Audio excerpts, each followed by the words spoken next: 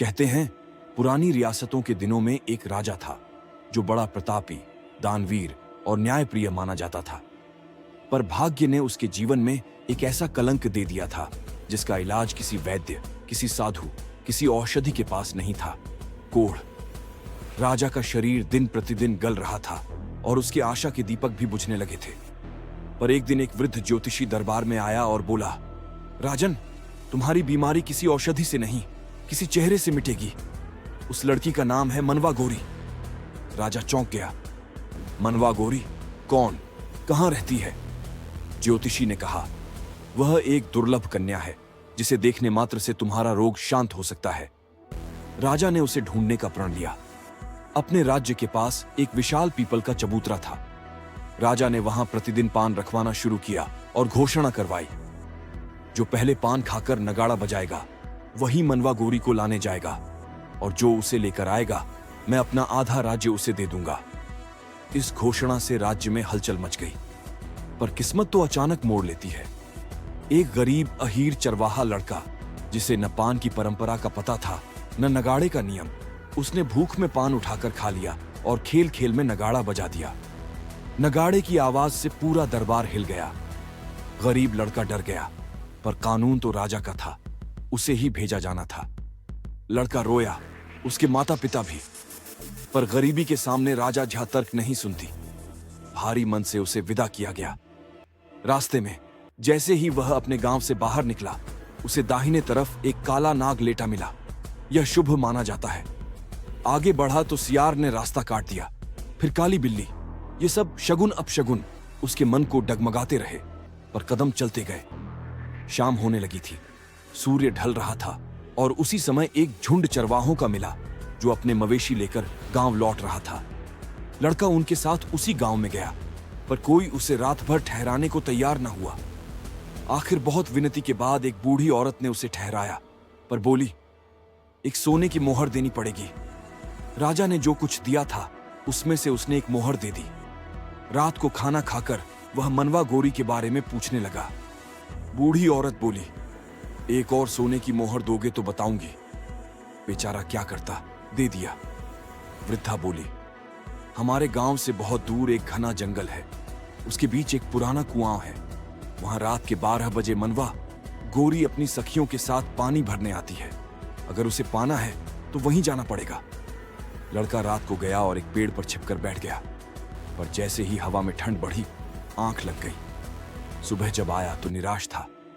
वृद्धा बोली, आज फिर जाना, पर इस बार तुम्हें नींद नहीं आएगी।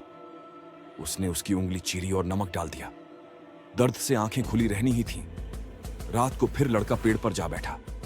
घना अंधेरा था और तभी रात के 12 बजते ही हवा में एक अजीब सुगंध फैलने लगी। कदमों की आवाज, चूड़ियों की छन छन, और कुएं के आसपास चांदी जैसे चेहरे चमकने लगे। यही मनवा गौरी थी, चांद जैसी गौरी, रूप में अद्वितीय। लड़का उसे दिख गया, पर वह उसे पकड़ कैसे सकता था। इसलिए उसने राजा के दिए हुए हीरे जड़े जूते में से एक पेड़ से नीचे गिरा दिया। फिर कुछ हीरे मोती और फेंक दिए। मनवा गौरी चौंक गई। अगर पेड़ पर बैठा यह कोई है और उसके पास इतने हीरे मोती हैं, तो कितना अमीर होगा। यही सोचकर उसके मन में प्रेम का अंकुर फूट पड़ा। अगली रात मनवा गौरी अकेले आई।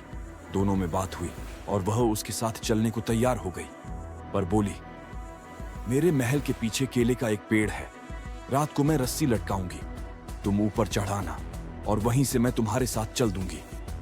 लड़के ने वैसा ही किया, पर जैसे ही वह कमरे में पहुंचा, मनवा गौरी का पिता राजा वहां आ गया। उसने लड़के को पकड़ लिया, पीटा और क्रोध में उसकी हत्या कर दी। उसकी लाश को केले के पेड़ के पीछे दफना दिया। मनवा गौरी को बंद कर दिया गया। कुछ दिनों बाद जब उसे मौका मिला तो वह भी उसी रस्सी से नीचे उतरी। लड़के की लाश निकालकर चिता तैयार की और स्वयं उसके साथ बैठकर आग लगा दी। प्रेम ऐसा जो मृत्यु में भी अलग न हो। राजा को जब पता चला तो वह दोनों की राख अलग करने लगा। पर बोलचाल में कहा जाता है, जितनी बार राख अलग करो उतनी बार प्रेम उन्हें जोड़ देता है। उधर से शंकर जी और पार्वती गुजर रहे थे।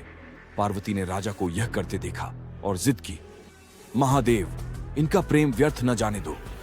शिव पार्वती साधु का रूप लेकर राजा के पास आए। राजा ने सारी बात बताई। साधु बोले, राख हमें दो, हम अंतिम संस्कार करेंगे। साधु राख लेकर आगे गए। दोनों की राख अलग की, फिर अपनी उंगली चिड़ी और एक बूंद रक्त लड़के की राख पर डाल दी। लड़का जीवित हो गया। शंकर जी बोले, यह बॉक्स ले जाओ, इसमें लड़की की राख है। घर पहुंचकर एक बूंद खून डालना, मनवा गौरी जीवित हो जाएगी। लड़का घर गया और वैसा ही किया। मनवा गौरी पुनर्जीवित हो उठी। यहीं एक बार। अगर कहानी पसंद आए तो चैनल को लाइक, सब्सक्राइब जरूर करें। जैसा आपने कहा था, बीच में जोड़ दिया। जब यह खबर पुराने राजा तक पहुंची, वह बोला, उसे मेरे महल में लाओ, मैं उसे देखकर अपने कोढ़ का इलाज पाना चाहता हूं। पर मनवा गौरी बुद्धिमान थी। उसने कहा, मैं महल तभी जाऊंगी जब राजा तुम्हारे गरीब घर से अपने महल तक एक सुरंग बनवाएगा, ताकि दुनिया जाने कि प्रेम का सम्मान सत्ता से बड़ा है।